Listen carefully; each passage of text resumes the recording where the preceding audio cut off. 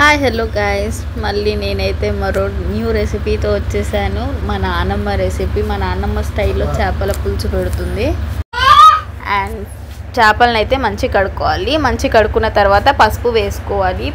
పసుపు వేసుకున్న తర్వాత మసాలా ఉంటుంది. ఈ మసాలా పౌడర్ ఏంటి అంటే ధనియాలు, జీలకర్ర, మెంతులు అండ్ చేపల బూజువార్ అని ఉంటుంది. అది మంచిగా రోస్ట్ చేసుకొని మసాలా టైప్లో పౌడర్ లాగా చేసుకోవాలి. అండ్ మీకు తగినంత ఉప్పు కారం వేసుకోవాలి. ఉప్పు కారం మాత్రం చాలా ఎక్కువే పడుతుంది చేపల పులుసులో, ఎందుకంటే మనం చింతపులుసు పోస్తాం కాబట్టి ఉప్పు కారం చూసుకొని వేసుకోండి, చాలానే పడుతుంది. అండ్ అల్లం వెల్లుల్లిపాయ పేస్ట్ కూడా వేసుకోవాలి. చూడండి, ఇక్కడ మేము రోస్ట్ చేసి గ్రైండ్ చేసుకున్న మసాలా వేసేసింది మా నాన్నమ్మ.